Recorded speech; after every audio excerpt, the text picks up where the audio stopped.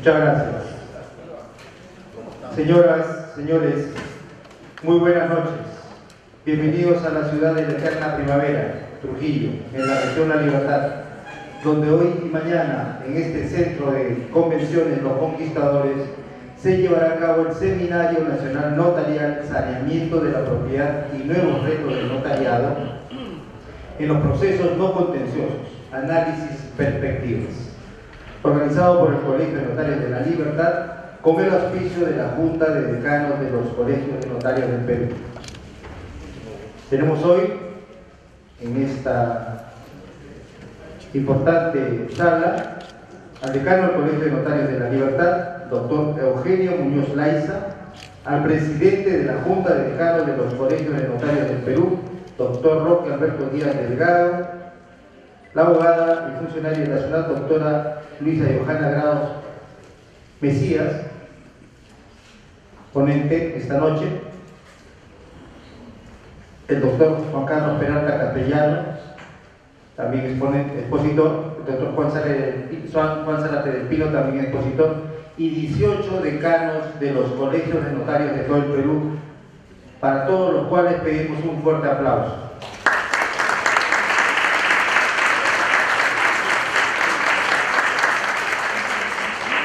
Aplausos por haber venido desde tan lejos a una reunión previa de las sesiones descentralizadas de los notarios del Perú.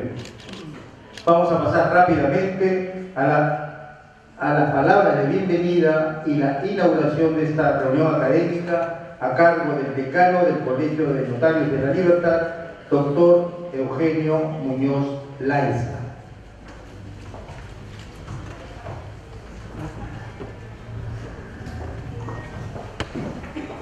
Buenas tardes, los colegas abogados, los colegas notarios, a nuestros colaboradores en nuestros despachos notariales y público en general. En primer lugar, valga esta oportunidad para hacerles presente nuestras disculpas del caso por haber demorado un poco el inicio de este evento, ya que como es de conocimiento público del Notariado Nacional, la Junta de Decanos del periodo 2017-2018 tomó la decisión de descentralizar las asambleas que se realizaban en años atrás, generalmente en la ciudad de Lima, de tal manera que en este periodo de 2 años lo estamos realizando en diferentes partes del país. Ya estamos visitando por 7ª vez las capitales de departamentos, generalmente, que son sedes de los colegios de notarios del Perú. Ya hemos estado en Puno, en Chincha, Puerto Maldonado, Chanchamayo, en Chota, y bueno, esta oportunidad también nos cabe la felicidad de convocar en esta histórica ciudad a los decanos de los colegios de notarios del Perú. Por eso es que hemos demorado un poco, hemos estado en la Asamblea Nacional y bueno, la idea de poder llegar a los colegas notarios, a los colaboradores a través de los abogados y nuestros colaboradores en nuestros diferentes oficios notariales, la estamos cumpliendo poco a poco. En ese afán también el Colegio de Notarios de la Libertad no ha querido dejar de lado el asumir este compromiso.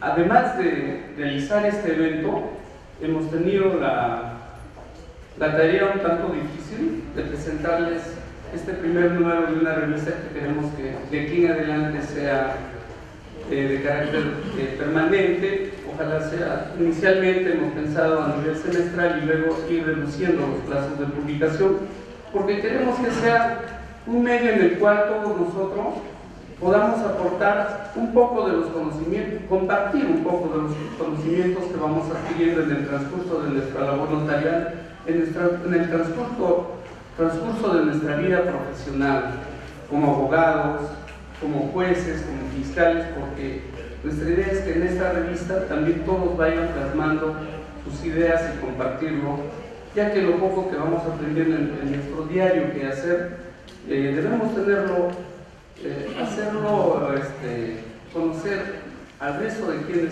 con quienes convivimos en el día a día. Es por eso que hemos considerado que nuestro objetivo es difundir los tres objetos centrales del notariado, como es la teoría del desarrollo teórico práctico del derecho notarial, la función notarial y algo que siempre estamos dándole duro, disculpen la palabra, en todas nuestras asambleas, que es la deontología notarial.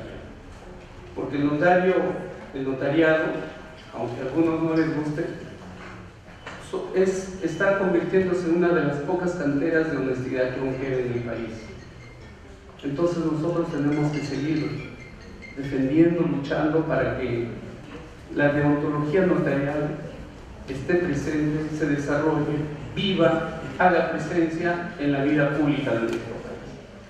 Por eso es que queremos seguir en esta fecha y con la ayuda de ustedes también para poder encaminar al notariado, poderlo seguir encaminando en el camino que siempre ha tenido, ¿no? En esta labor de dar fe, en esta labor de dar seguridad jurídica en el país. En esta oportunidad hemos querido tratar algunos temas de carácter muy importante para nuestra función, ¿no? Y aquí veo a muchos registradores, ex colegas, yo también he sido registrador antes de ser notario. Siempre hemos tenido problemas en la unificación de criterios notariales, ¿no? Entonces, esta unificación de criterios notariales también queremos compartirla con los registradores con quienes nuestro quehacer es de permanente coordinación, es el día a día de nosotros, ¿no?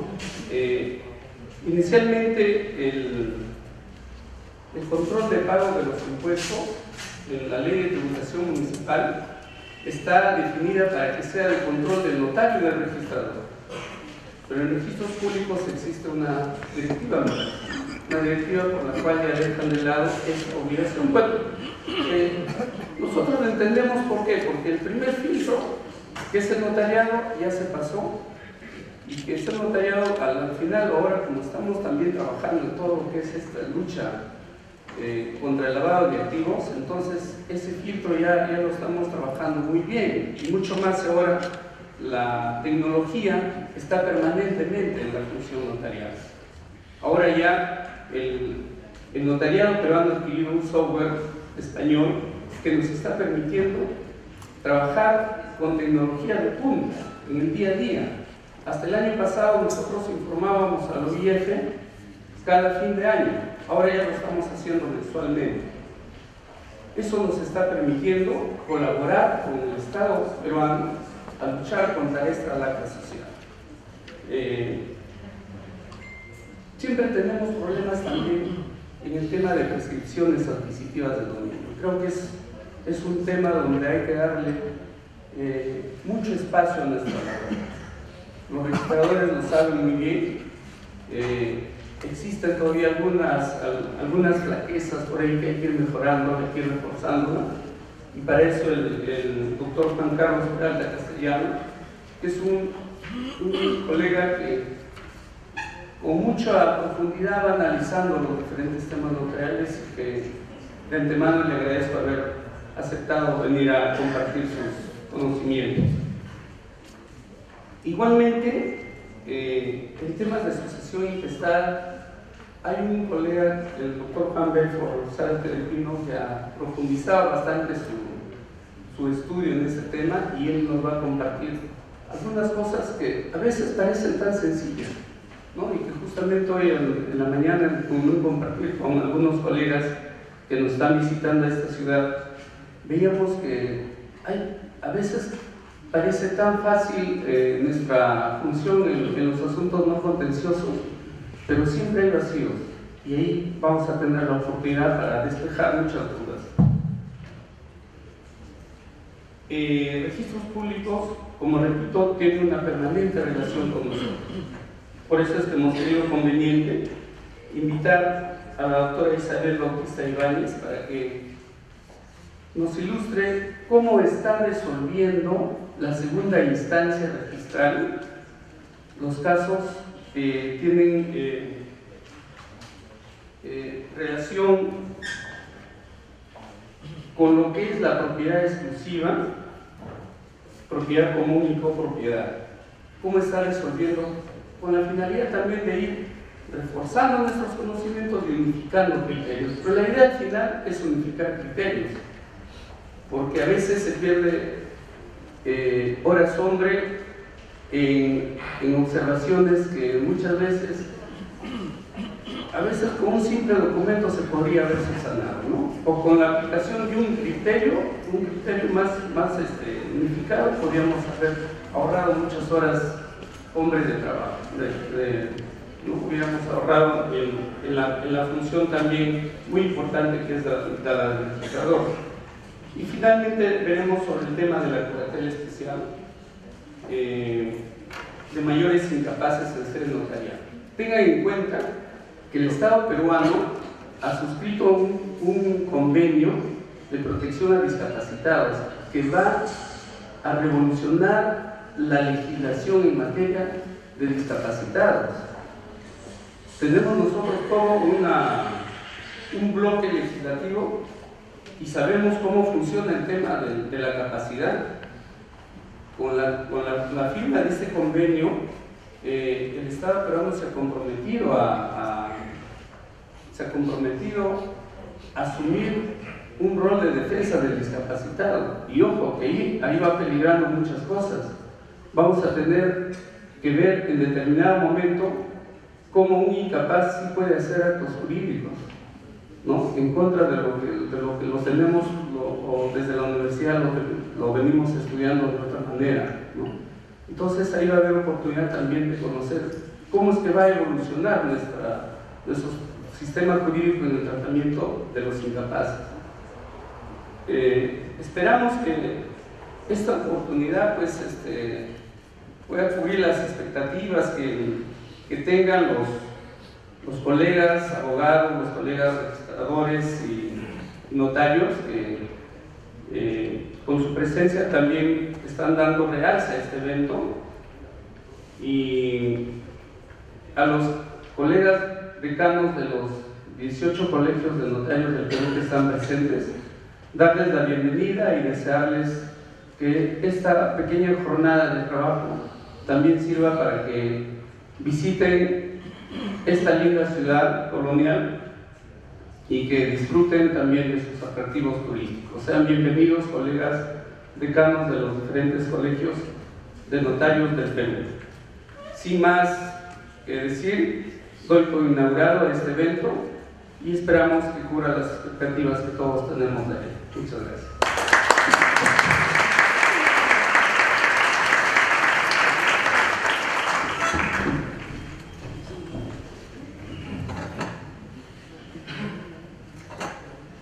La primera exposición está a cargo del presidente de la Junta de Decanos de los Colegios de Notarios del Perú, doctor Roque Díaz Delgado. Su título: Unificación de criterios notariales en el Perú. El doctor Roque Díaz Delgado es decano del Colegio de Notarios de Lima, periodo 2017-2018, y presidente de la Junta de Decanos de los Colegios de Notarios, periodo 2017-2019. Egresado en la Facultad de Derecho y Ciencias Políticas de la Universidad de San Martín de Porres, de la maestría en la especialidad de Derecho Civil y Comercial de la Universidad San Martín de Porres y del doctorado en la especialidad de Derecho de la Universidad del mismo nombre. Demos un aplauso al doctor Roque Díaz Delgado.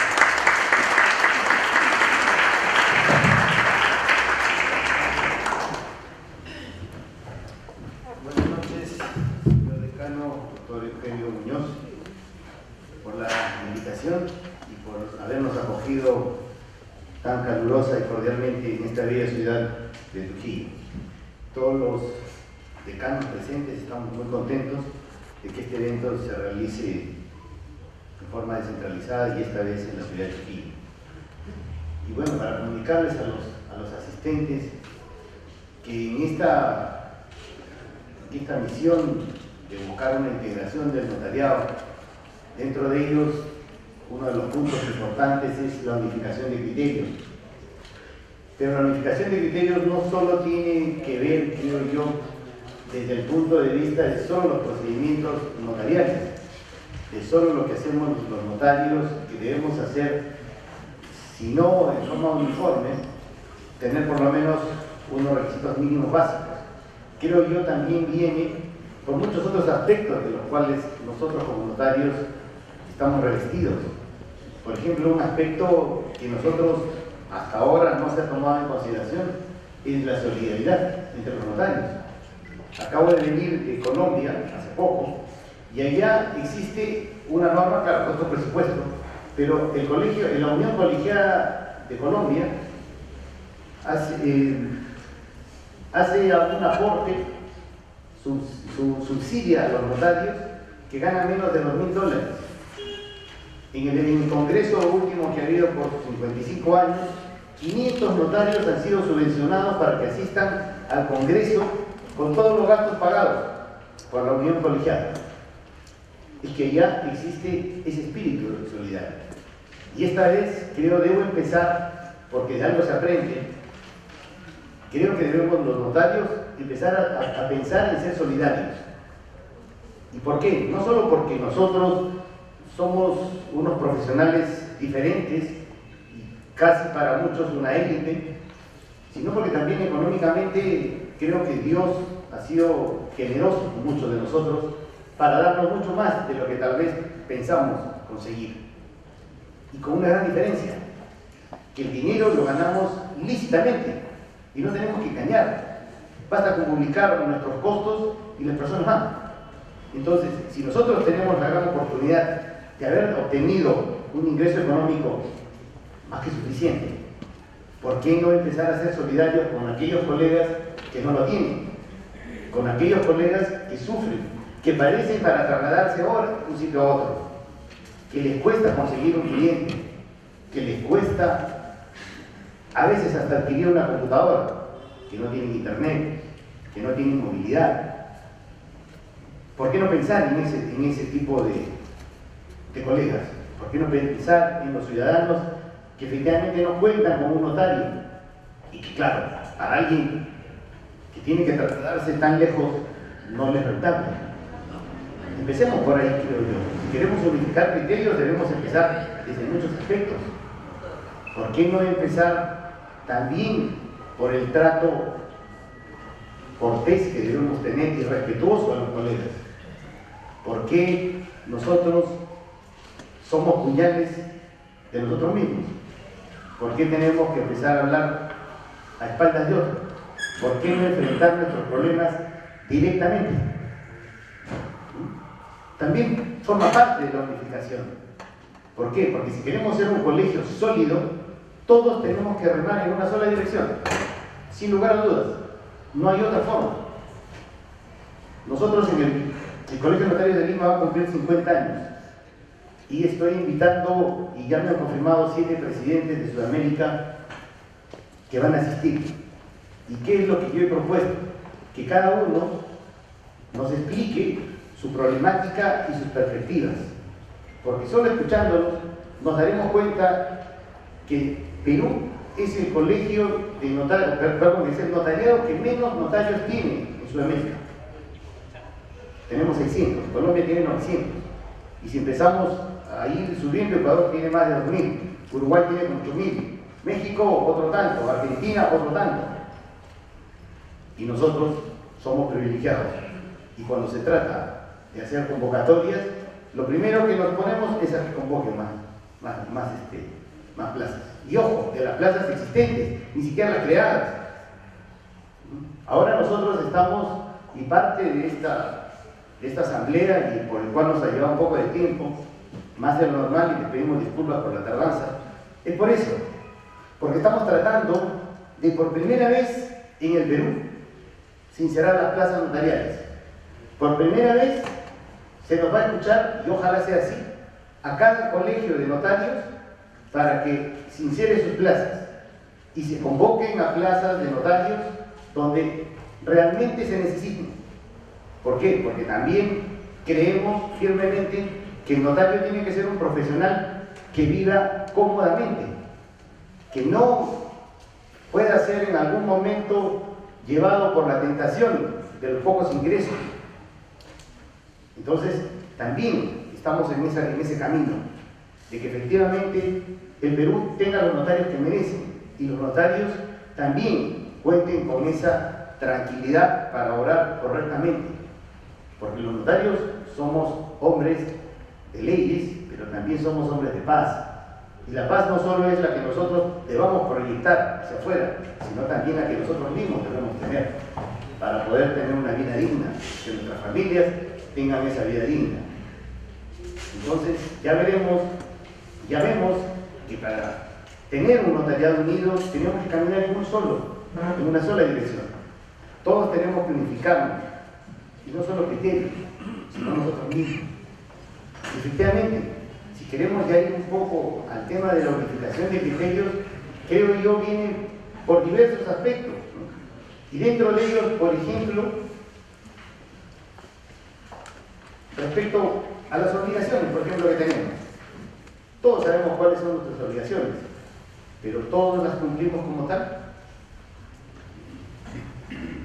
Por ejemplo, nos dice la ley, ¿no? Prestar sus servicios profesionales a cuantas personas lo requieran, salvo las excepciones señaladas en la ley, el reglamento, código de ética. Algunos los cumplimos, otros, ¿qué prima? El interés económico, antes que lo que la ley dice, que debemos prestar sus servicios a todos. ¿Alguna vez hemos tenido como en Ecuador una tarifa social? Alguna vez cuando en Lima se intentó y se firmó un convenio, una colega interpuso una acción civil contra un convenio porque estábamos cobrando un monto, digamos, relativamente pequeño. En algún momento nosotros hemos cobrado menos a los discapacitados, a las personas de tercera edad, no lo hemos hecho. En Ecuador existe una norma que si pasan de los 70 años, todos los trámites son gratuitos, incluidos los testamentos. ¿En Perú tenemos esa sensibilidad social? No la tenemos, y no creo que la vayamos a tener, porque en cuanto nosotros hemos tomado algún acuerdo para todo el notariado, que no implica para un determinado grupo, sino para todo el notariado, muchos se oponen, porque claro, no quieren perder todo lo que en exceso lo tienen. Cuando nos dicen cumplamos con la ley, ¿cumplimos con la ley? O sea, ¿somos cumplidores estrictos de la ley? No, porque empezamos a interpretar, empezamos a buscar soluciones para darles a los colegas, al usuario. Cuando empezamos a darles soluciones, ya no estamos cumpliendo la norma en sentido estricto. ¿Por qué hay quejas? ¿Por qué hay denuncias? Porque el notario simplemente o no cumple el procedimiento, no cumple lo que la ley señala, o porque interpreta. Y cuando interpreta, busca salidas. Entonces, vamos, si se han dado cuenta, vamos en un círculo vicioso que sin necesidad de mencionar un caso, nosotros mismos vamos cayendo. Pero tenemos que empezar por ahí. Cuando nos hablan de orientar el accionar profesional y personal de acuerdo a los principios de veracidad, honorabilidad, objetividad, imparcialidad, diligencia, respeto a la dignidad de los derechos de las personas, la Constitución y las leyes, tampoco se cumplen. Obvio que no estoy diciendo todo el notariado, no es así, tampoco, sino en los casos en los cuales se dan. Por ejemplo, respecto a esto, se dio un caso en Lima de que un colega no iba a hacer la escritura pública, pero seguía manteniendo los bloqueos indefinidamente, porque él consideraba que una de las partes estaba siendo afectada en esa compraventa. Entonces, ¿qué le dijo el consejo? Abra el proceso, porque si no vas a hacer la escritura, el bloqueo carece de razón de ser. Pero fíjense cómo una medida aparentemente sencilla, cómo genera problemas y daños a un tercero. En algún momento nos hemos negado a realizar algún trámite que contraviene la ley. Conversaba con un colega y me decía, pero Rocky, si yo hago eso, me voy a quedar sin clientes. Bueno, pues entonces todos tus clientes son chuecos. Por ejemplo, más adelante cuando se va a tratar el tema de prescripción adquisitiva, el famoso acceso a RENIEC, ¿se debe acceder a RENIEC? Y el doctor Juan Carlos nos lo dirá. Según la ley no. La ley no exige. Y me dice, pero Roque, la ley no exige. Sí, pues, pero y si tú buscas por el principio de diligencia, claro que si notifico se me caen los 20 casos que tengo. Bueno, se te caen los 20 casos, pero también se te caen 20 juicios que te van a venir. Porque es así. Si uno continúa un trámite que a simple vista o como el famoso olfato que ya con la experiencia tenemos, nos negamos en un inicio, sí, va a ser sencillo. Dejas de percibir, pero también tienes un juicio menos. ¿Cuál es más costoso? Obviamente un proceso. Porque un proceso te va a durar 3 años, 4 años, y con los 1.000, 2.000 o 5.000 dólares que hayas cobrado, no te va a poder cubrir los 3 años. Bien, salvo que hayas cobrado 100.000 dólares, ¿no? Raras excepciones. Pero si no, ya estás perdiendo porque te aceptaste un caso como tal. También, por ejemplo, se da mucho en el caso de que las personas, algunos colegas no emiten los traslados. ¿Por qué? Porque pasa un tiempo y dicen, bueno, tienes que pagarme otra vez. Pero si ya te pagué, bueno, no, pues ya pasó mucho tiempo, tienes que volver a pagar. Entonces, estas circunstancias, ¿qué generan? Quejas. Y después unas sanciones que tampoco justifican. Yo creo que acá debemos tener en cuenta mucho este derecho, que podemos y estamos a tiempo de cuando hagamos un análisis podamos decir basta. No necesitamos, creo yo, sacar tantos lineamientos, sino tal vez empezar a fijarnos en la ley, qué es lo que busca, cuál es el espíritu de la ley. También es conocido, y que tal vez ojalá podamos también unificar ese sentido, ya no es mucho, pero también se da. Hay colegas que tienen y que ejercen la abogacía en forma paralela. En otros países sí, pues en otros países pueden ser jueces. En Costa Rica, por ejemplo, el presidente de la Junta es un juez. Y claro, va cuando puede ir a los eventos internacionales, y si no delega. En Santo Domingo hay una jefe de inteligencia financiera que es notario, porque sí, le permite, pero como les digo, son como 2.000 notarios o 4.000. Entonces, en otros países sí existe, pero en nuestro país no, está prohibido. Entonces debemos ser también más responsables y más serios respecto a este punto. No debemos ejercer la abogacía. ¿Por qué? Porque a veces dicen, sí, pues, pero solo sabe mi cliente. No, ese cliente se queja con otros más. Y así empieza la ola de lo que todos conocemos, de que sí, pues que hay colegas que ejercen la abogacía. Algo que también es visto, y ojalá podamos poner un alto, que la ley prohíbe tener más de una oficina notarial. Y hay muchísimos casos. El día una colega, una decana nos contaba de que hay un caso específico que tiene una oficina fuera de su provincia. Obviamente, ojalá nos pongamos de acuerdo y hagamos una visita, porque esa persona sí está cometiendo falta grave. ¿Por qué? Porque si nosotros mismos no empezamos a controlarnos, ¿qué vamos a esperar? ¿Que lo haga el Consejo? ¿Que lo haga el Estado? ¿O que después nos saquen una norma, si no aumentando los notarios, liberalizando el tema notarial? También un tema que sería bueno y debemos unificar criterios es respecto a la publicidad. En IME hemos intentado poner el freno, que la página web solo señale que es una notaría que brinda los servicios que cualquier notaría brinda, porque no hay ni la mejor notaría ni la peor notaría. Hay notarías que brindan mejores servicios o más rápidos, pero hay otros que no, pero la fe pública es la misma. Por tanto, no puede haber publicidad en páginas web que digan que una notaría es mejor que otra. Todas somos iguales. Unas tendrán 200 trabajadores, las otras tendrán 1, pero la función es la misma. Y no hay nadie que nos califique para ser mejores o peores. También, por ejemplo, el sobreexceso y la sobreexposición en los medios públicos de los notarios, y no siempre en temas legales o notariales. O también la publicidad por radio, por televisión. En Lima ya se le ha abierto proceso a un colega que en los formatos de los pagos de impuestos predial y autoavalúo manda como si fuera una empresa común un 20% de descuento o 25% de descuento, pero a todos los habitantes de ese distrito. Entonces, si se dan cuenta, esto es lo que va y lo que puede conducir de que, por ejemplo, la ley del matrimonio, que ya está aprobada y está en el Pleno, no salga.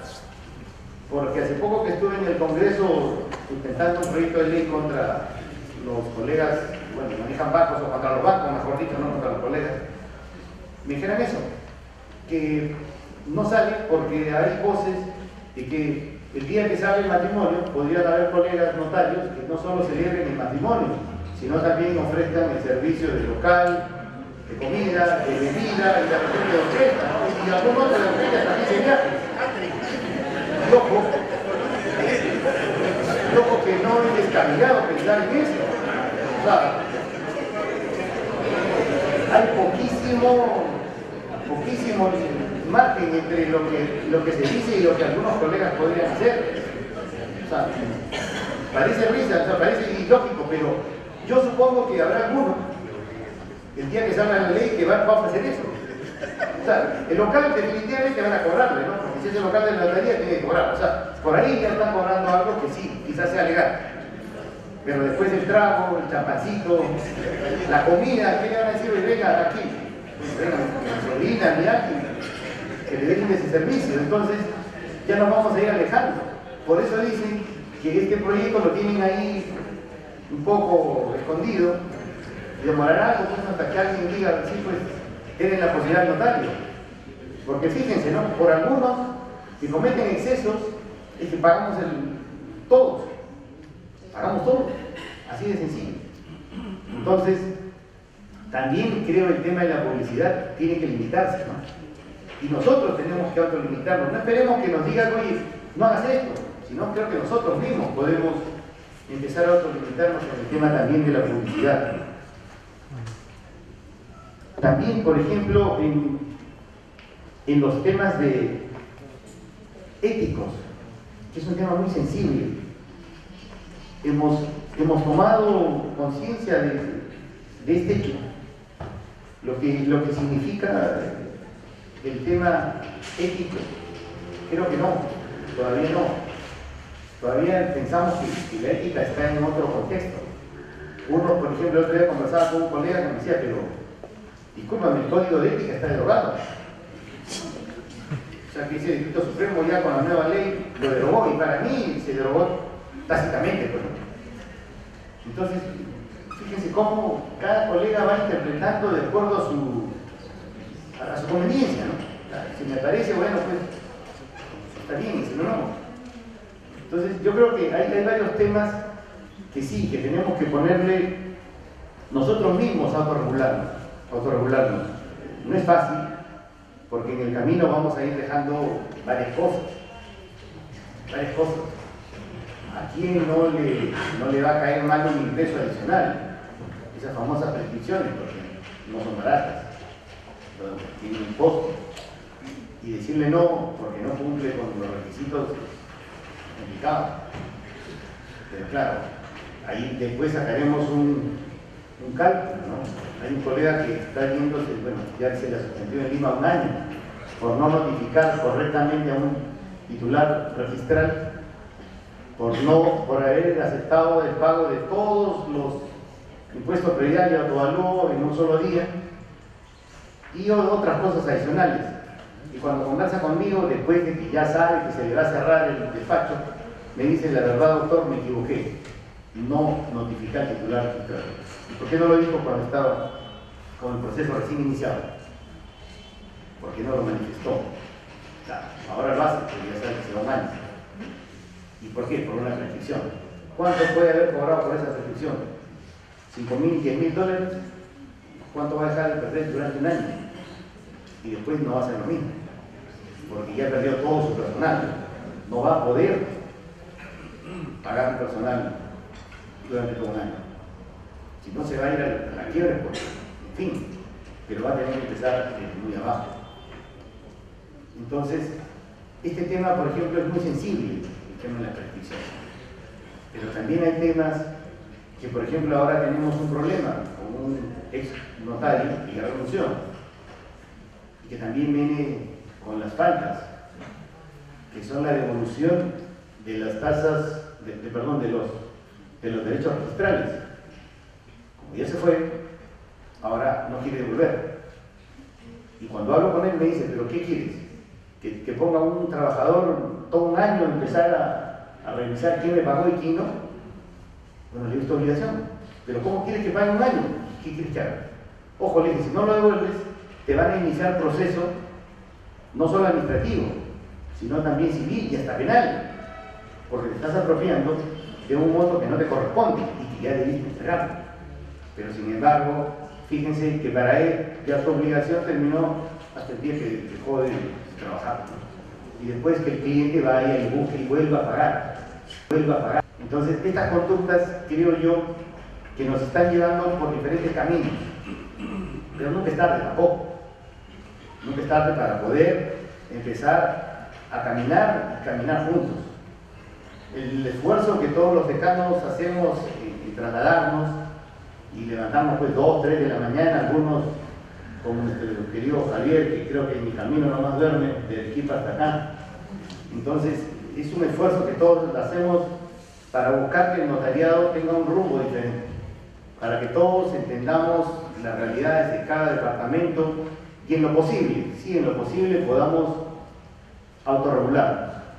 En este periodo esperemos que sí, que todos los notarios nos pongamos de acuerdo. Por ejemplo, ahora se ha aprobado un papel único de seguridad para los permisos de viaje al exterior y también un formato básico único.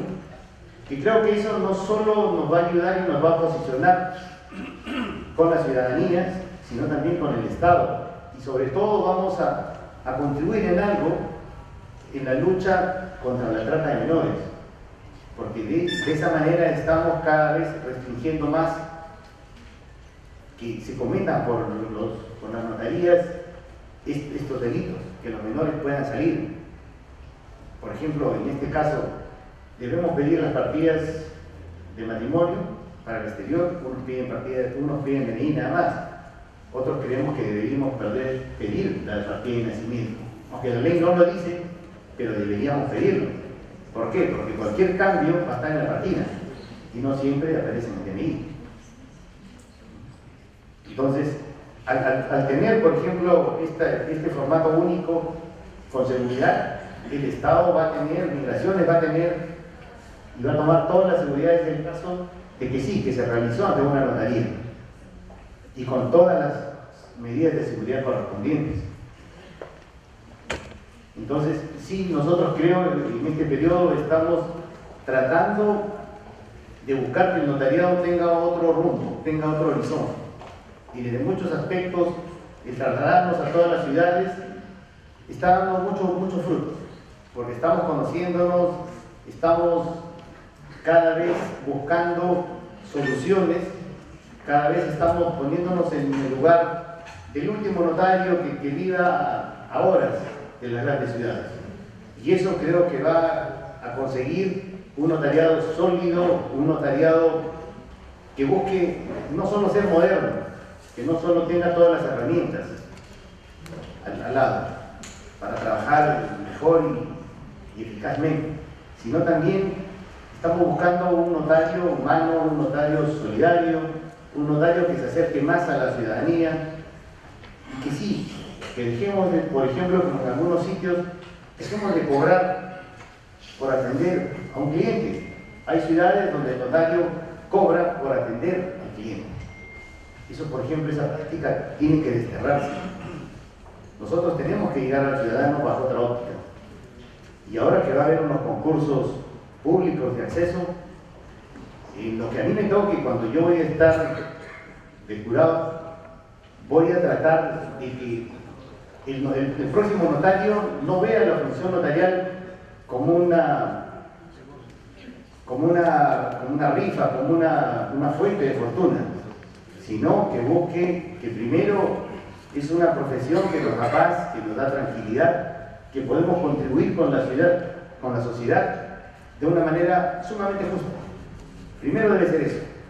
y después obviamente también sin dejar el lado económico, que también es fundamental. Y para un notario sí tiene que ser una fuente de ingreso que le permita tener ese nivel no solo académico, sino también que constantemente se vaya capacitando, que constantemente vaya participando de eventos nacionales y también internacionales, porque así nosotros podemos tener conocimiento de otras realidades y nos daremos cuenta que sí, que nosotros somos unos notarios privilegiados, y aquellos que quieran ser notarios primero tengan que ver la responsabilidad que implica ser notarios, y también conozcan de que no todos los notarios son ricos, que hay notarios que tienen 20 escrituras al año, que hay notarios que tal vez tengan 5 escrituras actas de transferencias vinculares, que el notariado no todo es color de rosa, que hay notarios que sufren, que padecen,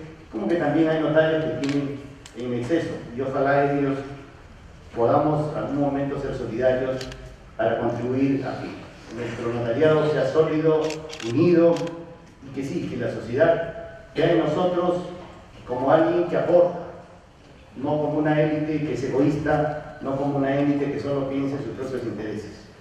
Muchas gracias por escucharme, muchas gracias por escucharme.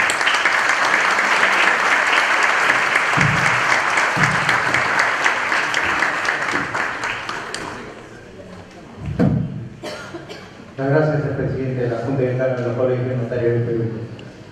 Ahora va a haber la entrega de un presente, un recordatorio al expositor, al presidente de la Junta Decana de los Colegios Notarios del Perú, doctor Roque Díaz Delgado. Entrega de presente, por favor, doctor.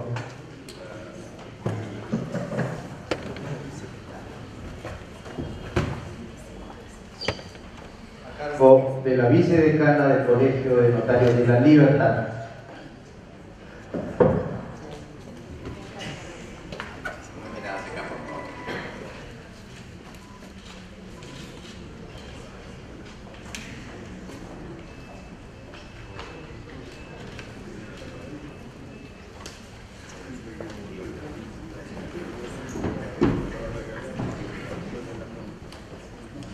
Los aplausos, por favor.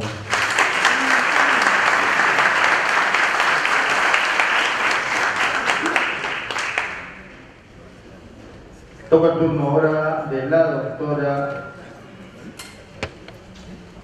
Luisa Johanna Grados Mesías. El tema es impuesto a la renta en la enajenación de inmuebles y su implicancia en la función notarial. La doctora Grados Mesías es abogada por la Universidad Privada de Noro Rego y labora en la Superintendencia Nacional de Aduana y de Administración Tributaria SUNAT. Un aplauso, por favor.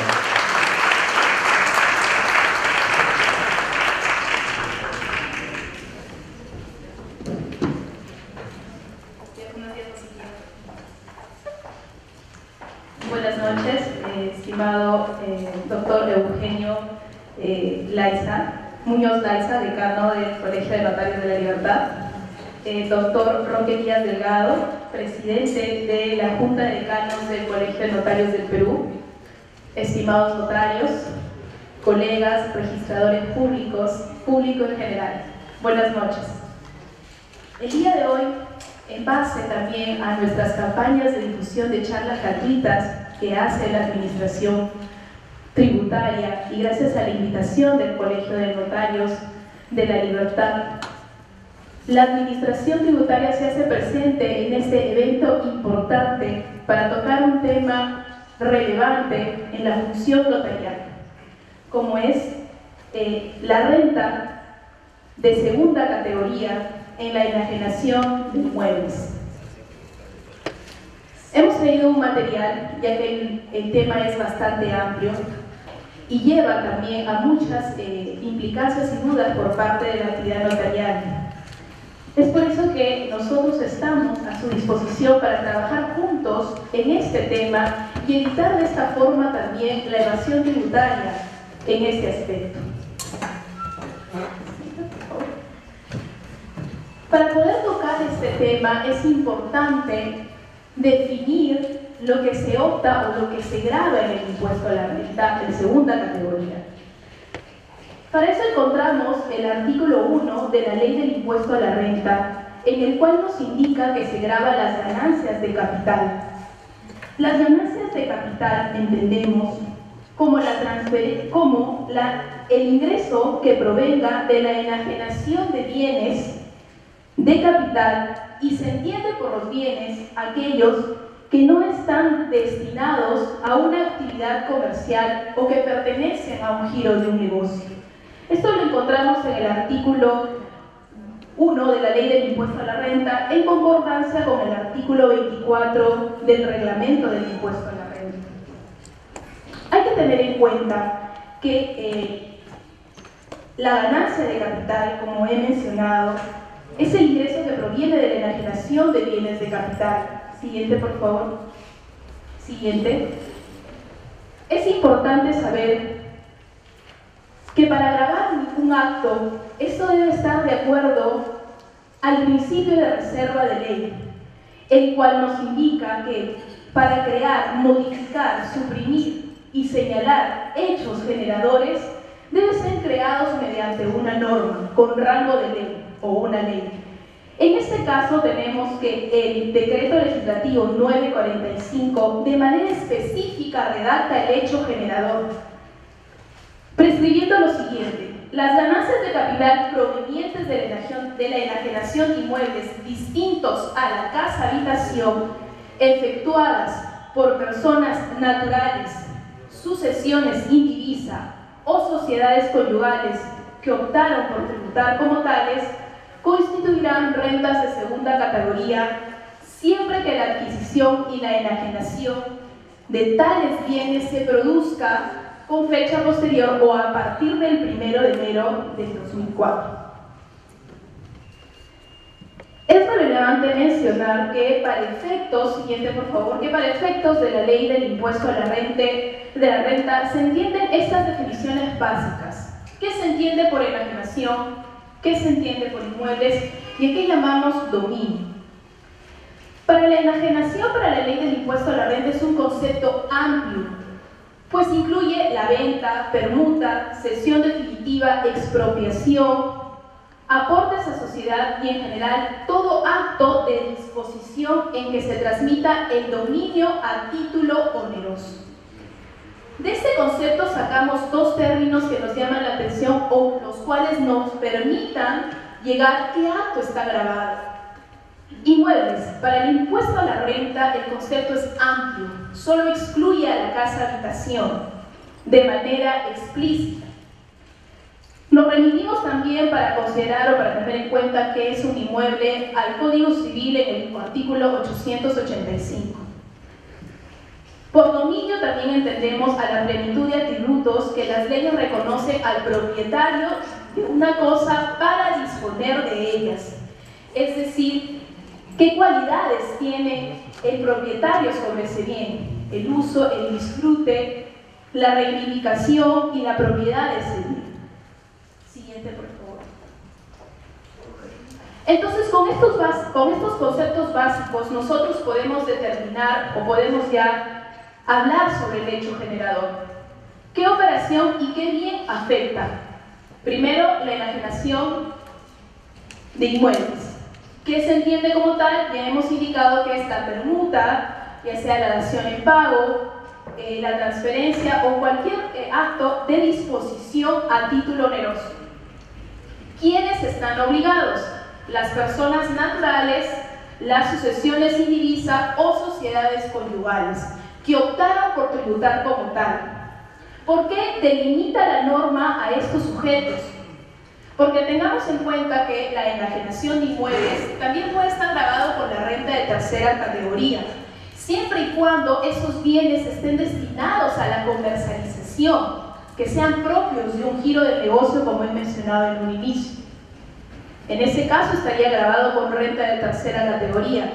Pero no es el caso. Ahorita nos estamos refiriendo a la renta de segunda y por eso delimita a estas tres personas que no tienen actividad económica referido a estos inmuebles.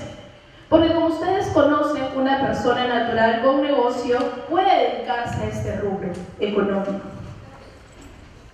La otra característica sobre el hecho generador es que es un carácter oneroso, lo que nos da a entender que toda transferencia a título gratuito no está grabada con este impuesto de renta de segunda categoría. Solo graba las transferencias a título oneroso, lo que da como consecuencia el nacimiento de la operación y por ende está grabado con el impuesto. Sin embargo, la norma también nos pone o nos coloca en supuestos de inafectación, ¿no? La misma ley nos indica qué actos o qué bienes no están sujetos a este impuesto. En primer lugar, tenemos que la norma aparece a partir del 1 de enero del 2004, es decir, la venta de inmuebles cuya adquisición se haya realizado con fecha anterior, ya sea a título oneroso o a título gratuito, no está grabado con el impuesto. Es decir, si al día de hoy uno es propietario de un inmueble que adquirió en el año 2000 y lo transfiere, no está grabado con ese impuesto. Está sujeto a una inafectación. No es necesario anexar en la escritura pública la comunicación. Basta comprobar mediante un título fehaciente que ha adquirido la propiedad antes de esa fecha, que podría ser la inscripción en los registros públicos, ¿no? O también un documento con firma legalizada que nos da la fecha cierta. El otro supuesto que la norma también nos da como causal de inafectación es la venta que constituya la casa habitación del vendedor.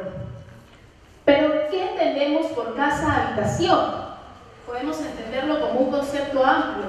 Sin embargo, la ley del impuesto a la renta nos delimita y nos requiere algunas condiciones. Una de ellas es que el inmueble permanezca por lo menos 2 años y que no esté destinado exclusivamente al comercio, la industria, oficina, almacén, cochera o similares. Al lado de estos ítems he colocado la base legal para que ustedes puedan informarse. Entonces, si yo traslado mi casa habitación, siempre y cuando esté bajo mi propiedad más de 2 años y no tenga un uso que está mencionado en las diapositivas, no pagaré el impuesto. En este caso sí se debe anexar el formato de comunicación de no encontrarse obligado al pago del impuesto a la renta. Finalmente tenemos que tampoco se pagará impuesto cuando el costo de adquisición es mayor o igual al precio de la venta, es decir, no hay ganancia. Hay que tener en cuenta que el impuesto a la renta lo que grava precisamente es la ganancia, ese incremento al patrimonio. Esa es la naturaleza del impuesto a la renta. Al no existir esta ganancia, no hay impuesto que pagar. Vamos a detallar más adelante en qué supuestos también determinamos que no hay ganancia, ¿no? Y en qué casos figura o no el costo computable. Siguiente.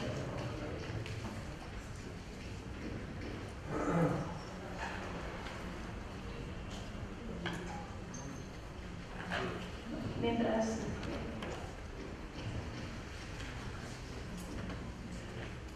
Y hablando de manera detallada de la casa habitación, que es la siguiente diapositiva, ya hemos indicado que debe tener más de 2 años y que no sea de uso exclusivo para el comercio, la oficina, el almacén u otros similares. Tenemos ahí una base legal del informe de SUNAT 091 del 2012 que nos puede dar también una idea de lo que he mencionado. Mencioné también en un inicio los sujetos obligados, que es la siguiente diapositiva. Tenemos, como indiqué, las personas naturales, las asociaciones indivisas y las sociedades conyugales. Bueno, por persona natural no hay más que mencionar, sabemos que somos los que contamos con un número de RUC o con las personas que estamos acá presentes, ¿no? Eso está determinado como una persona natural. Una asociación indivisa es aquella en el cual una persona ha fallecido, se ha generado traslado, ¿no? Una masa hereditaria por trasladar, sin embargo, aún no hay declaratoria de herederos ni apertura o inscripción del testamento en el registro público. ¿Sí? Eso hay que tener claro. La figura es anterior a ese acto del cual estoy hablando, que es la protocolización en una sucesión intestada, que es la declaratoria de herederos, ya sea vía notarial, vía judicial, o la inscripción del testamento en los registros públicos. Finalmente, las sociedades conyugales, aquel matrimonio, ¿no? Hago una salvedad aquí en sociedades conyugales, que es bajo el régimen de sociedades gananciales. Si bien es cierto, la ley del impuesto a la renta no lo indica, pero por una interpretación podemos decir que se refiere bajo este régimen.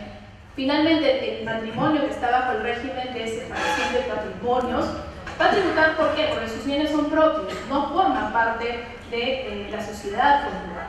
Es por eso que hay que tener en cuenta que la ley del impuesto a la renta muchas veces varía de nuestro código civil o de nuestra legislación civil, ¿no? Y hace ciertas diferencias que nosotros en el campo civil tenemos una formación porque somos abogados, pero en la ley del impuesto a la renta cambia esa figura, ¿no? Entonces, por eso es que hago esta precisión con respecto a las sociedades conyugales.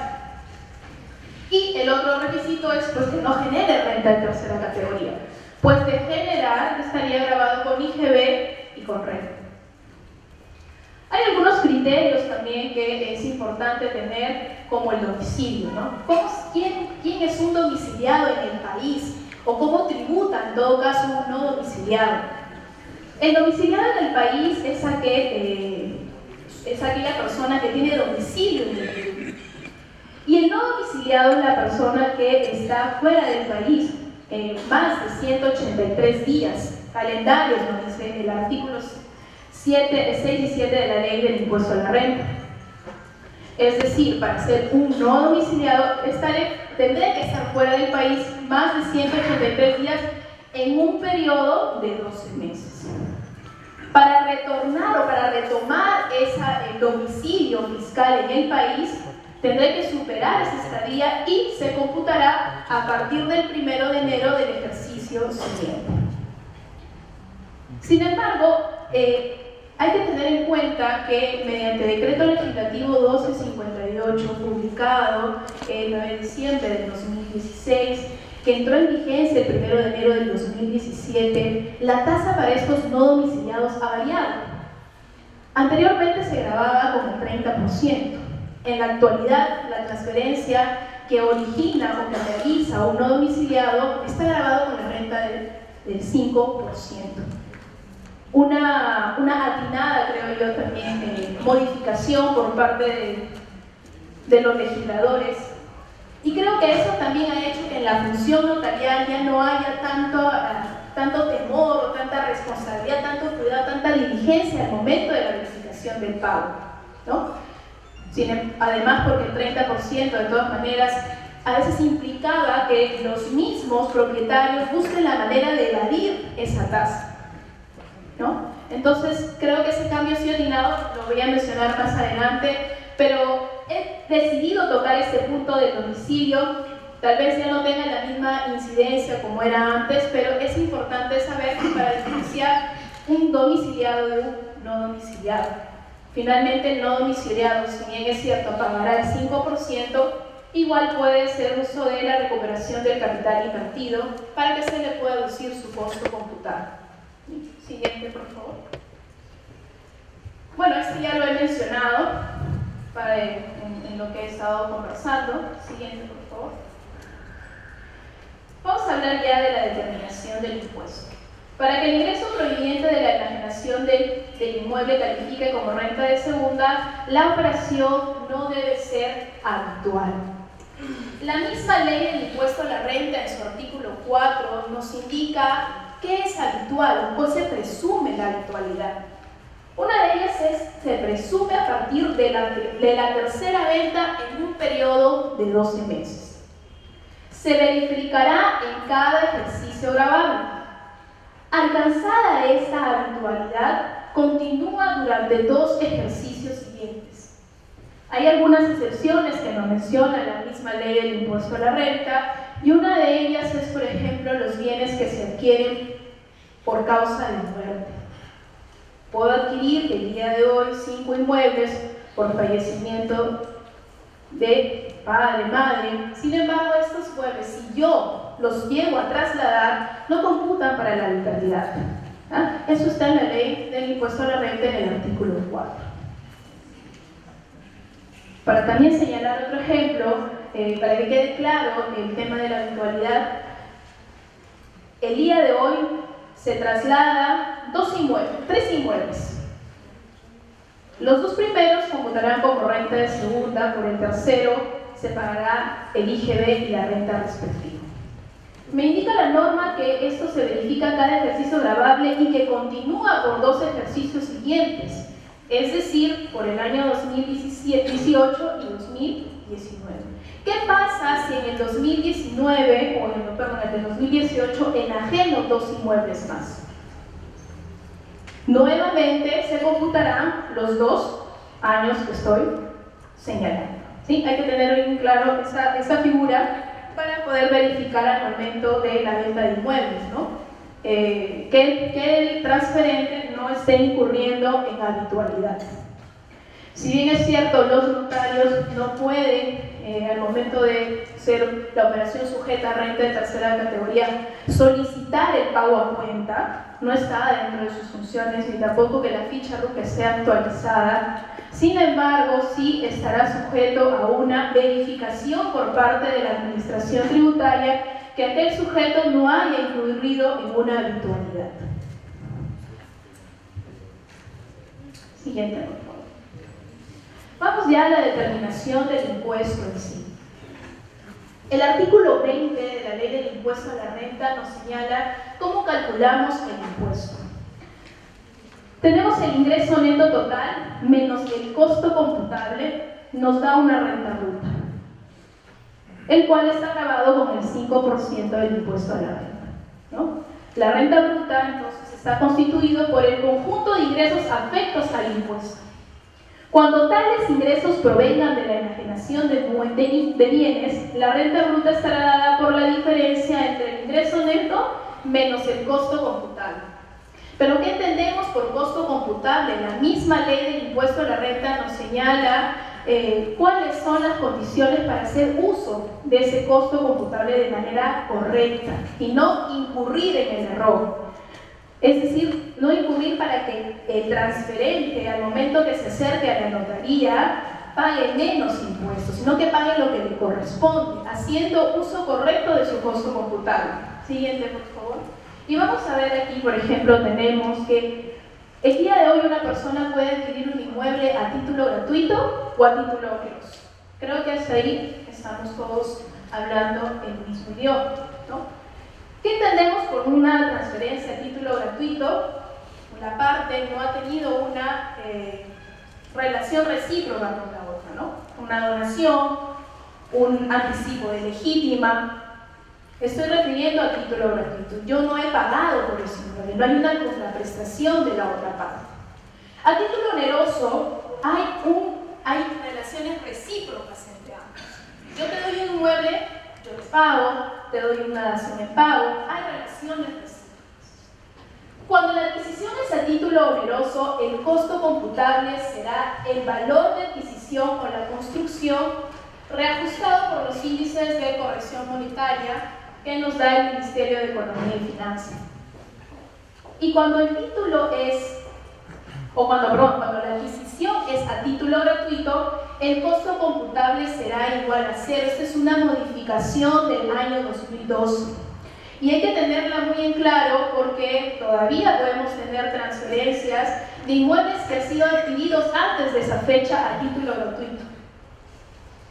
Alternativamente, se podrá considerar como costo computable el que correspondía al transferente antes de la transferencia, siempre que éste se acredite de manera fehaciente.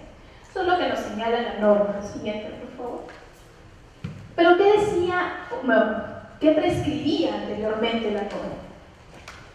Hasta el 31 de julio del 2012, para aquellos inmuebles que se había adquirido a título gratuito, el costo computable estaba dado por el valor del ingreso del patrimonio, entendiéndose por tal al autovalúo para el impuesto predial, reajustado también por el índice de corrección monetaria. El valor del ingreso del patrimonio en estos casos estaba dado por el autovalúo que correspondía al año de adquisición del bien. Si por sucesión intestada adquirimos en el año 2011, antes de la modificatoria de la norma, se tomará como costo computable el autovalúo de ese año en que se declaró a los herederos vía acta de protocolización. Siguiente, por favor. En los casos en que el inmueble haya sido adquirido antes del 2004, creo que la figura es clara, es un supuesto inafecto, no hay más nada que verificar tributariamente, es decir, ¿no? Porque el notario sí tendrá que verificar, como he dicho en un inicio, así como también los transferentes tendrán que llevar a notaría aquel documento que acredite que el inmueble fue adquirido antes del 2004. Entre el 1 de enero del 2004 al 31 de julio del 2012, el costo computable estará dado por el valor del ingreso del patrimonio, entendiéndose como tal al impuesto predial, al autovalúo del impuesto predial, en otras palabras.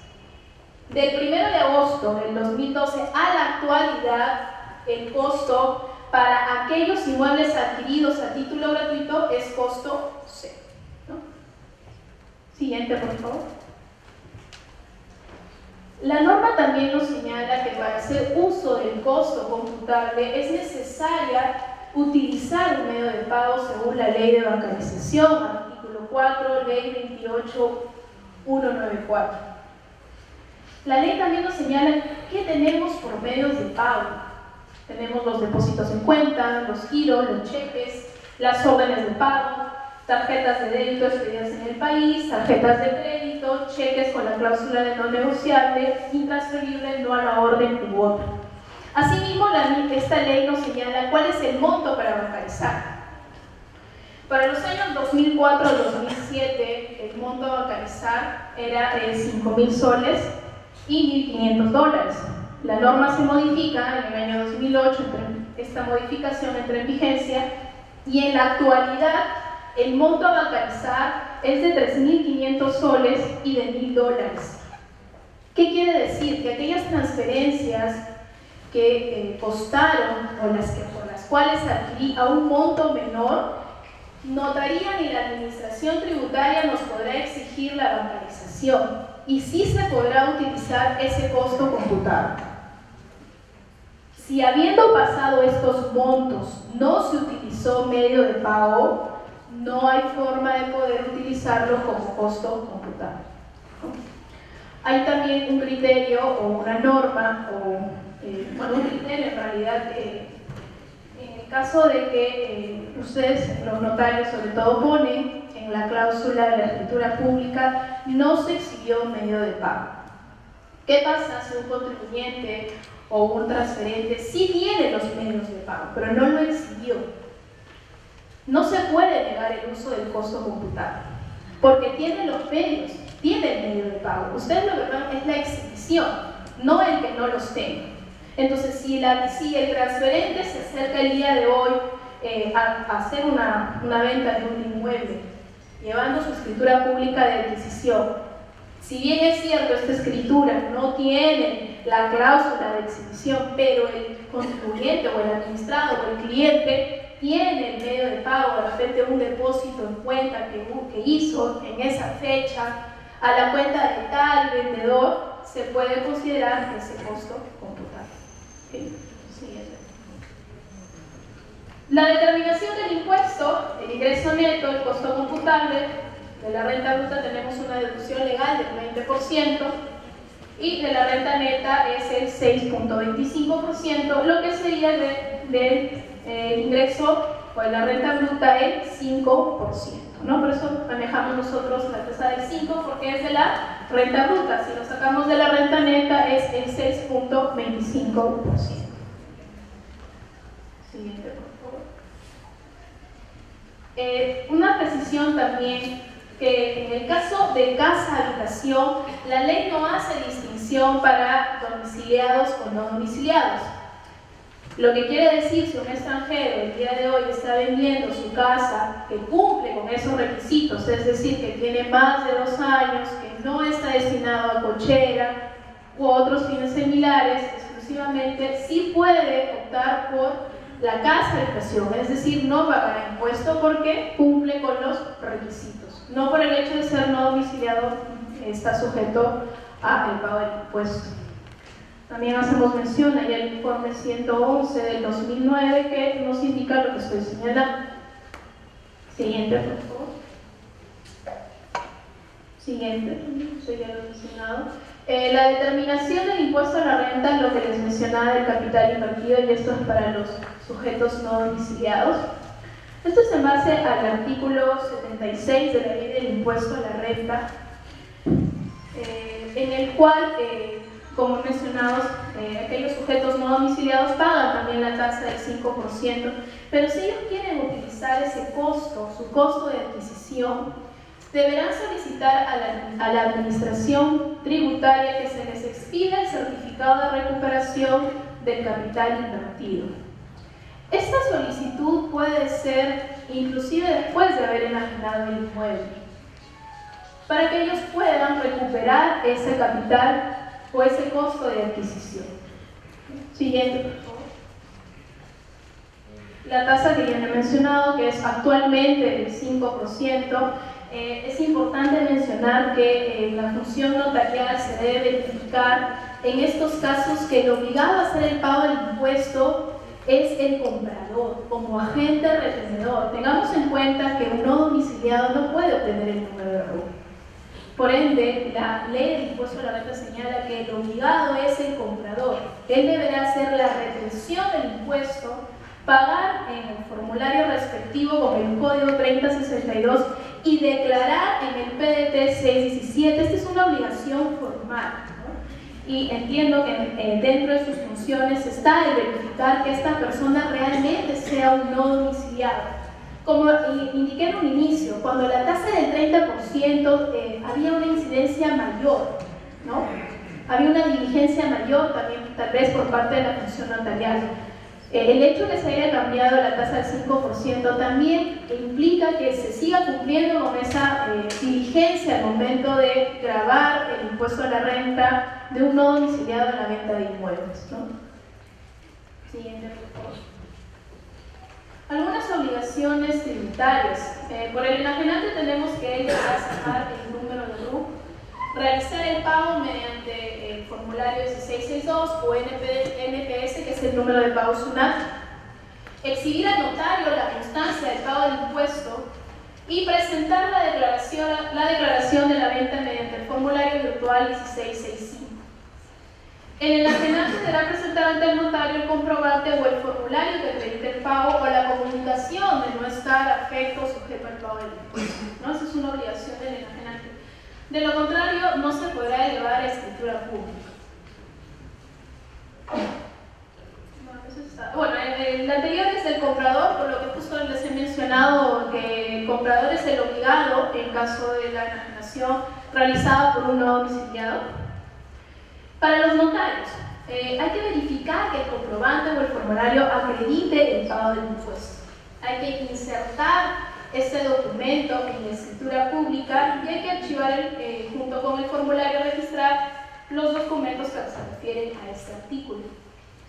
Sin esto, el notario no podrá elevar escritura pública. Tengamos en cuenta, como esta charla está dirigida también a notarios, que la 37ª disposición complementaria final de la Ley del Impuesto a la Renta y la resolución de SUNAT 014 del 2009 señala la responsabilidad solidaria de los notarios.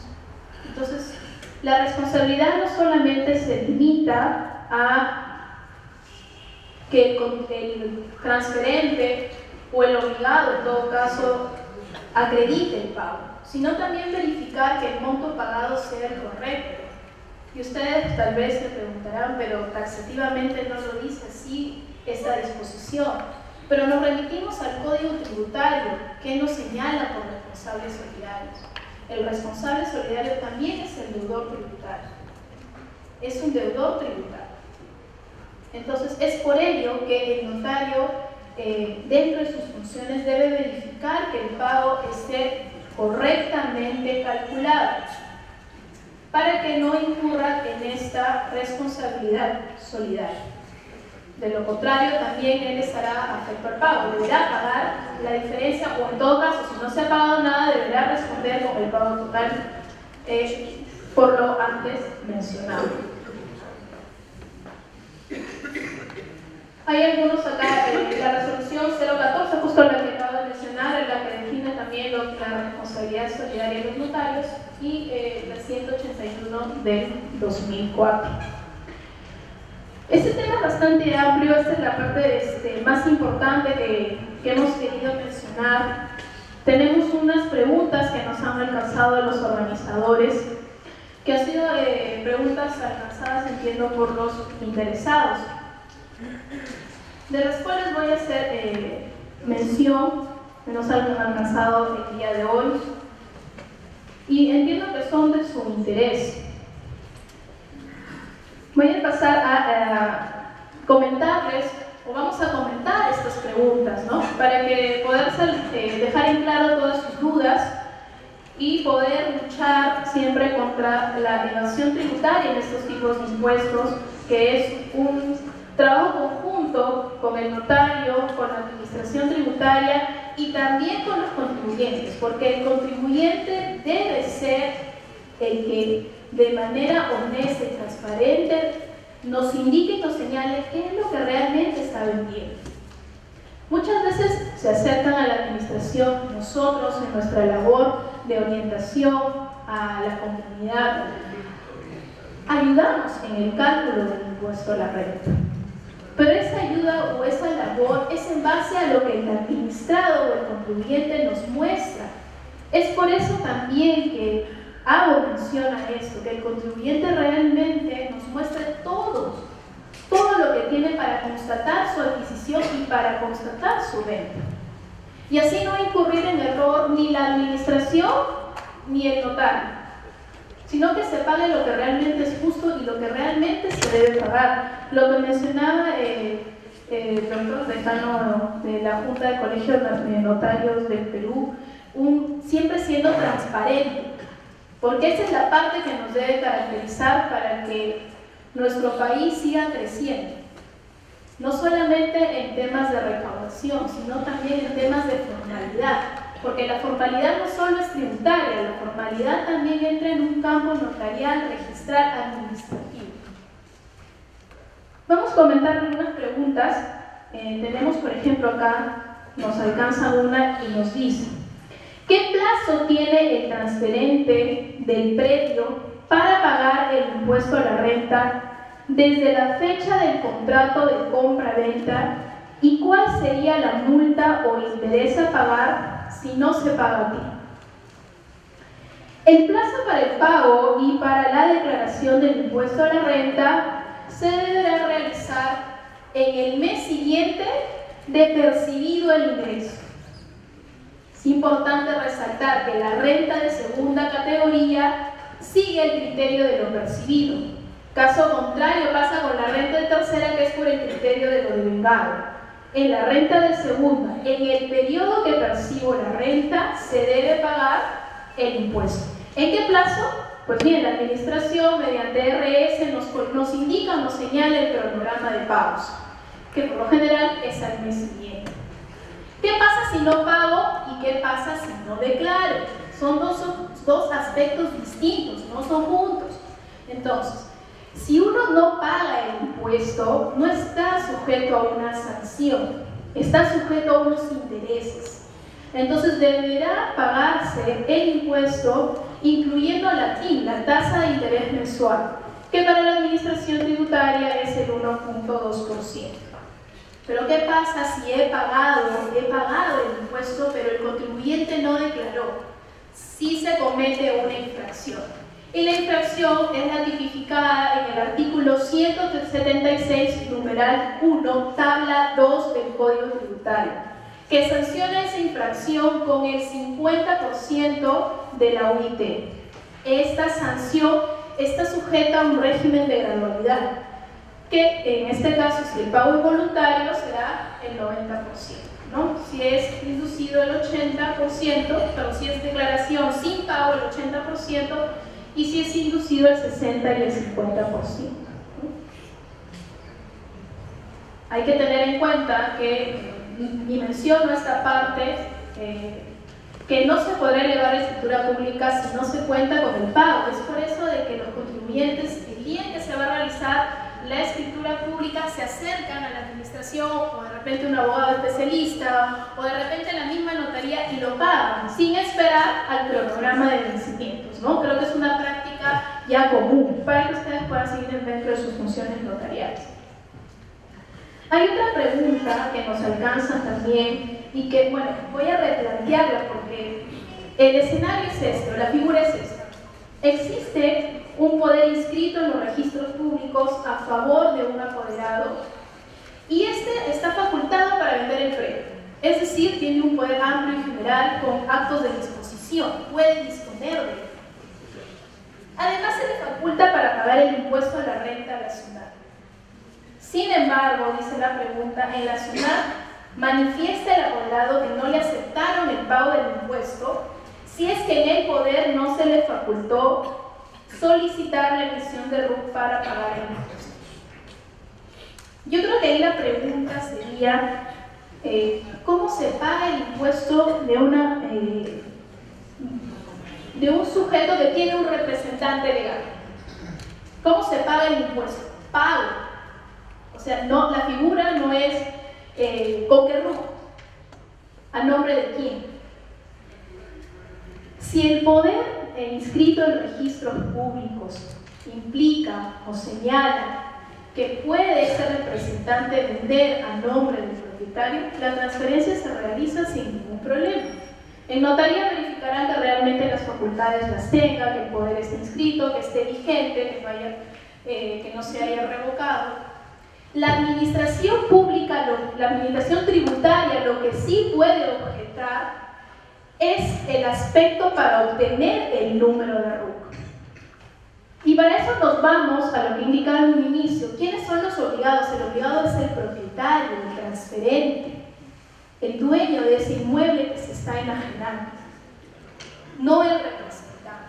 El representante va a cumplir la función de transferirlo, pero no es el sujeto obligado a pagar. Entonces, si con ese poder no se tienen facultades específicas para obtener el RUC, no se podrá pagar con el número de RUC del apoderado. Pero eso no implica que un tercero, o inclusive el mismo apoderado, se acerque a pagar. Según el artículo 30 del Código Tributario, el deudor, sus representantes o un tercero, salvo oposición motivada, puede pagar el impuesto. Un tercero, al RUC del vendedor. Estoy hablando del pago. Por eso, si las facultades en el poder no está para obtener el número de RUC, no lo podrá pagar con su RUC. Es decir, el poder tendrá que ser cambiado, actualizado y tendrá que especificar para obtener el número de RUC. Pero ¿qué pasa si ese vendedor, ¿no? ese dueño, ya tiene RUC? Claro, paga. Eso. Claro, la figura es así. ¿Qué pasa si, y es lo que comúnmente pasa? A veces se acerca, voy a verificar que tiene el número de RUC y ya lo tiene. No se le puede negar en base al artículo 30 que este apoderado lo pague. Eso no está permitido. La figura cambia si es que ese titular del predio que se está vendiendo no tiene RUC. Ahí sí, no lo va a poder pagar porque no tiene facultades para obtener el número de RUC. En el tubo de la SUNAT, los requisitos para obtener el número de RUC son específicos. El poder debe decir para obtener el número de RUC y claves son. Si el transferente no lo tiene, lamentablemente el apoderado, aun si tenga RUC, no lo va a poder pagar con su nombre. Esa es la precisión. Si tuviera el vendedor. Si tuviera el vendedor, sí, eso es lo que estoy dejando en claro. Si el vendedor ya tiene RUC, obviamente. O el comprador. El comprador no. El comprador solamente paga en caso sea uno domiciliado. Solamente en el caso no. Solamente no, en ese caso. Solamente en ese caso. El que vende es el que está obligado a pagar. Hay una otra pregunta que nos indican acá, ¿no? ¿Existe algún importe mínimo en la transferencia para que esté afecto al impuesto a la renta? No hay importe mínimo.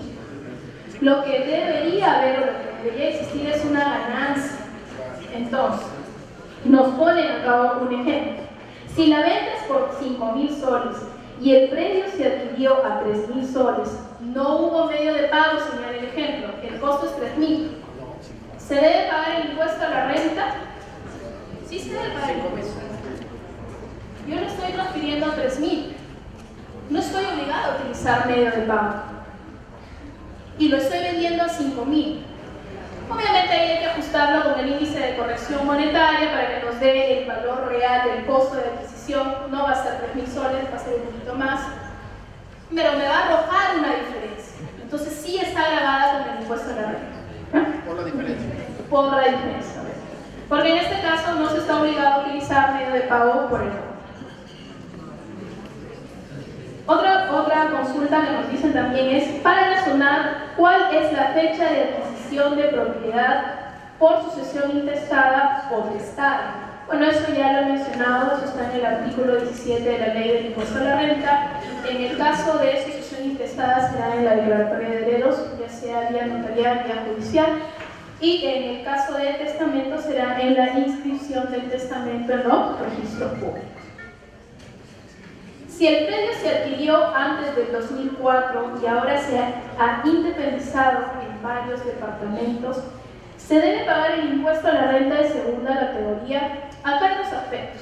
Hay que tener en cuenta que la independización no implica transferencia de propiedad.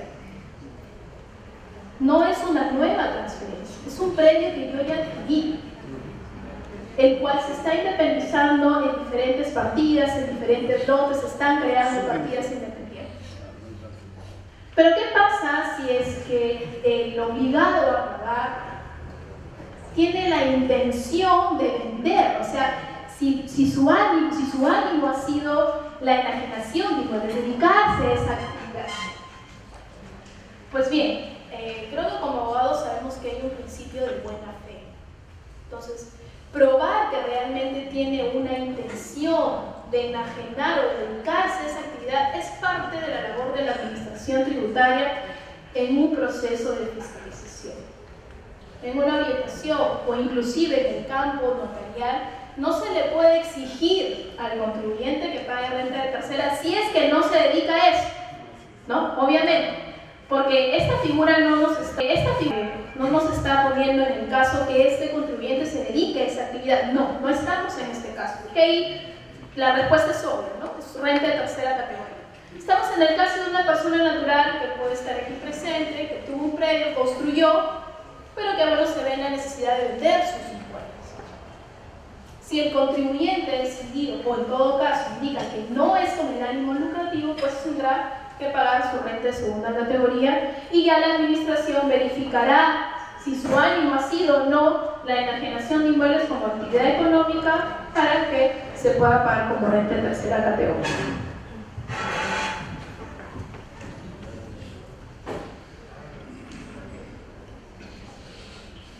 Bueno, una pregunta también relacionada a la renta de tercera categoría es ¿cuándo la transferencia de un inmueble o de un predio está afecto a renta de tercera categoría? Eso ya lo hemos mencionado, siempre y cuando cumplan los requisitos para la habitualidad, artículo 4 de la Ley del Impuesto a la Renta, a partir de la tercera enajenación en un periodo de 12 meses. Y también cuando estos bienes pues estén destinados a ser comercializados. ¿Qué pasa si es que un contribuyente, me pongo en un supuesto que tenga renta de tercera categoría, pues un sujeto que esté en el RUS, en el régimen especial, pero que no tenga como actividad económica la venta de inmuebles y el día de hoy esté vendiendo un departamento? Tal vez no configura como su casa habitación, es un departamento que se ganó, que le dieron, no lo sé.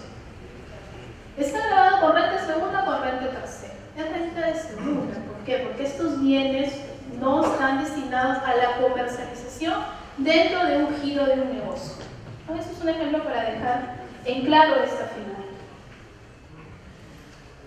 Otra consulta. Un terreno fue adquirido en el 2016 por 100.000 soles con transferencia bancaria. Luego se construyó una casa y ahora lo quieren vender por un monto de 250.000 soles. Es decir, se adquirió un terreno, ese terreno no tenía habilitación urbana, un terreno rústico, sin embargo, con los años una persona invirtió en ese terreno, construyó edificios. ¿Qué pasa con ese costo computable? ¿Solo me limito a los 100.000 soles que me costaron? ¿O puedo yo incluir como costo computable las mejoras o el valor de la construcción? Ahí nos remitimos al artículo 11 del Reglamento de Comprobantes de Pago y también al informe 134 del 2009 y a la misma ley del impuesto a la renta en su artículo 21, el que nos señala que sí se puede deducir como costo o puede ser parte del costo computable las mejoras y el valor de la construcción. Para ello debemos tener en cuenta los comprobantes de pago de esas compras, ¿no? O de esa inversión que yo hice. Pero también nos hace mención este informe que, si bien es cierto, la compra de este terreno no ha sido para un negocio o sus similares, sino es una renta producto, nos dice este informe. En el caso que no guarde los comprobantes de pago, y ya creo que ahí se acerca a una realidad, porque comúnmente no tenemos esa diligencia de guardar los comprobantes de pago, que debería ser así, porque eso es lo que nos sustenta a nosotros la compra de algo. Entonces este informe nos señala que no tener los comprobantes de pago, pero sí tengo un documento fehaciente que pruebe mi costo de adquisición, una declaratoria de fábrica puede ser un documento fehaciente, ¿no? O también, claro, como en todo caso, de repente el contrato de construcción con firma legalizada, ¿no? A fecha cierta, puedo deducir ese costo.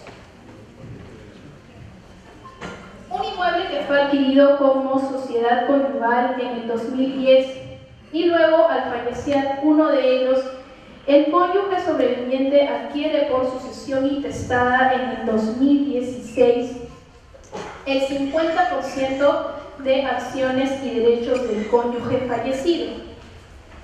Sociedad conyugal, año 2010. 2016, fallece uno de los cónyuges, siendo dueño del 50% del derecho del cónyuge fallecido, siendo dueño de todo el inmueble ahora el cónyuge superse. Y este quiere vender. ¿Paga o no paga impuesto? ¿Configura o no configura como casa habitación? El 50% del cónyuge superse adquirió en el año 2010 no se encontrará afecto, pues cumple con la figura de casa habitación. Que tener en cuenta, la casa habitación no nos habla de acciones y derechos, la figura no nos dice eso. Entonces hay que hacer una interpretación también de la ley del impuesto a la renta. No nos menciona por ende, es que sí configuraría como casa habitación.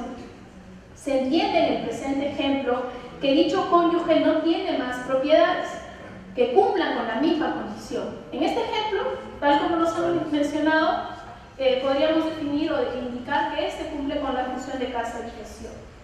No obstante, por el 50% que lo adquirió por fallecimiento en el año 2016, a la fecha, al día de hoy, no cumple con la condición, no tenemos estos años. Estará grabado solamente el 50%.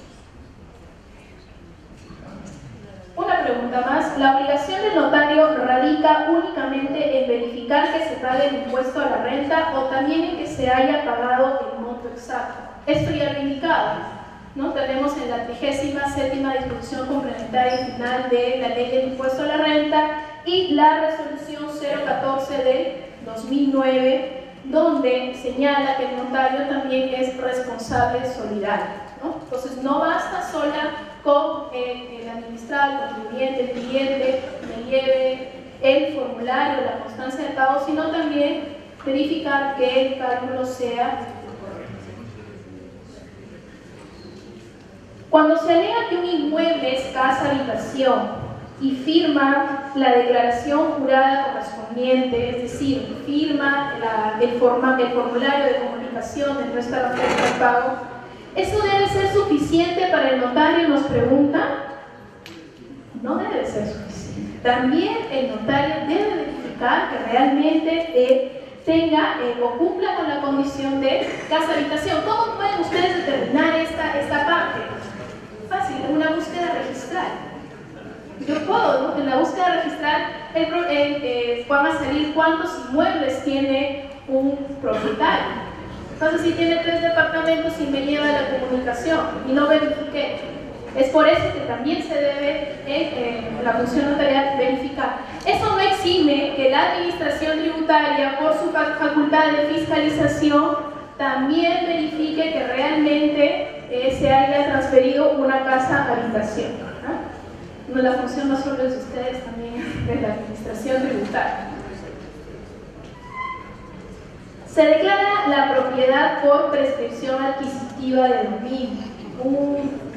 Un tema, un aspecto que por los temas a tratar en la presente conferencia es parte también importante en su función del día a día.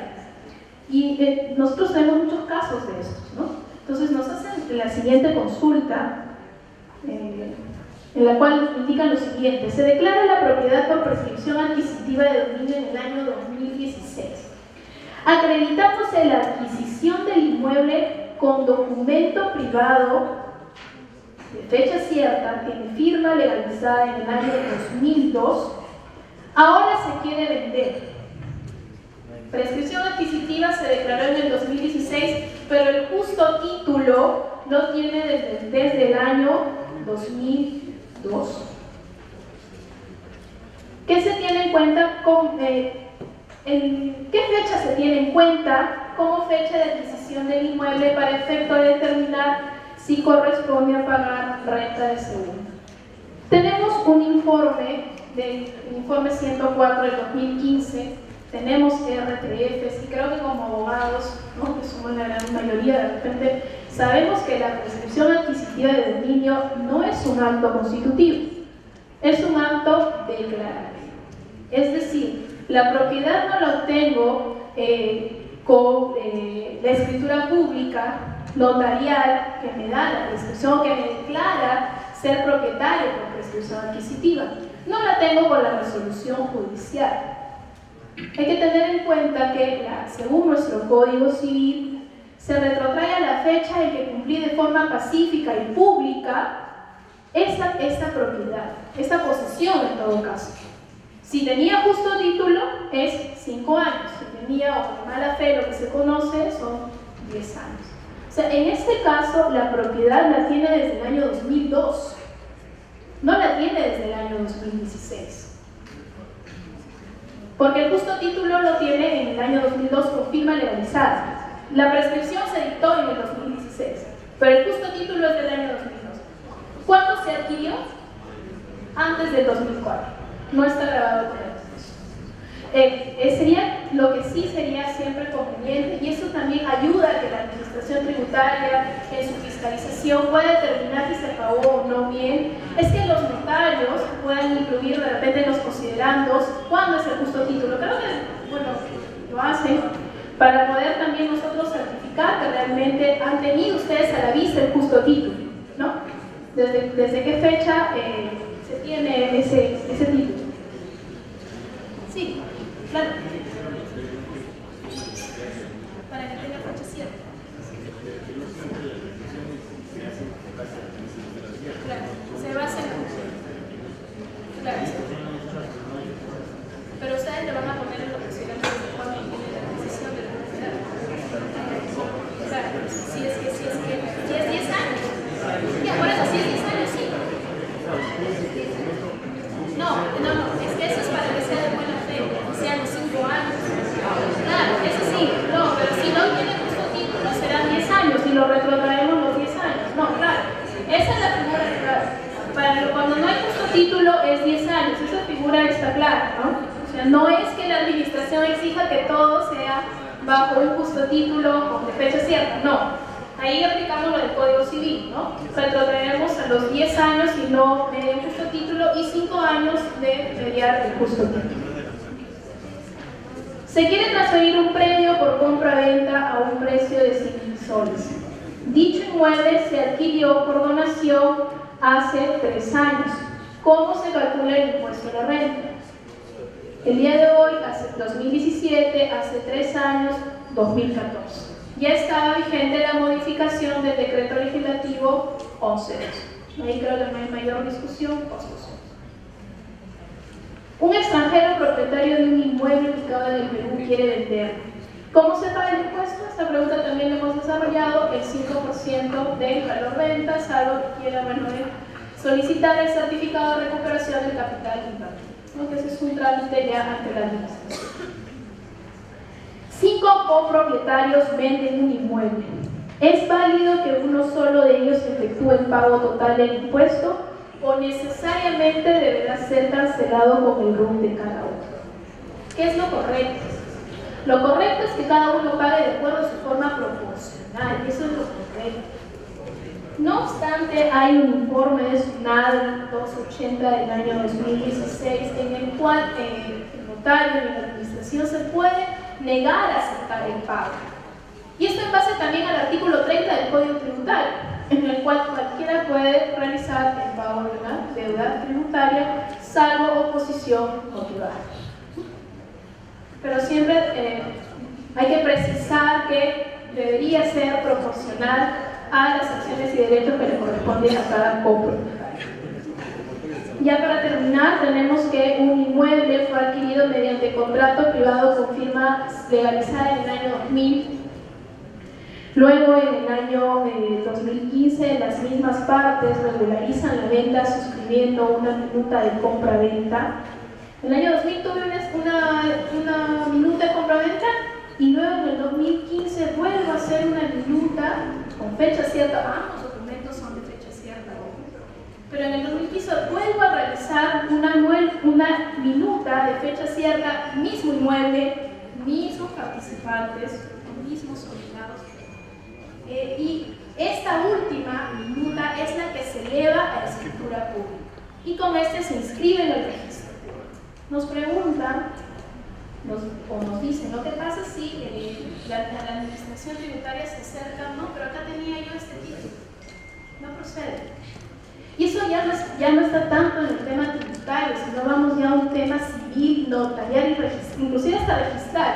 Tal vez el registro, como he mencionado, es meramente declarativo, pero las personas también contratan en base a lo que está en el registro, porque el registro es público. Entonces yo estoy contratando mediante o estoy comprando un inmueble que según el registro público está comprado en una escritura pública bajo una minuta. De pronto me salen con otra minuta del mismo bien, del mismo acto. Entonces no cabría ya poder determinar que no está sujeto al pago porque esa primera minuta fue del año 2000, cuando las partes han realizado una nueva en el año 2015.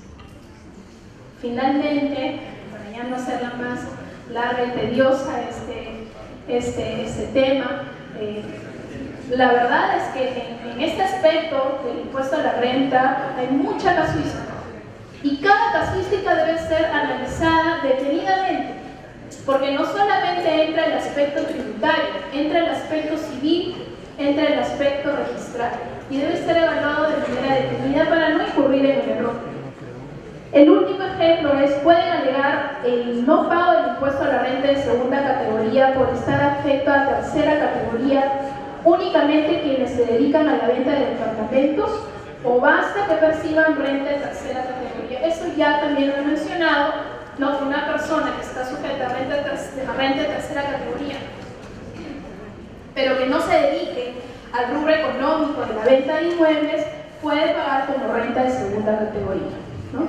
Salvo que sea su rubro económico, ¿no? Doctora, ¿me permite, doctora, por favor?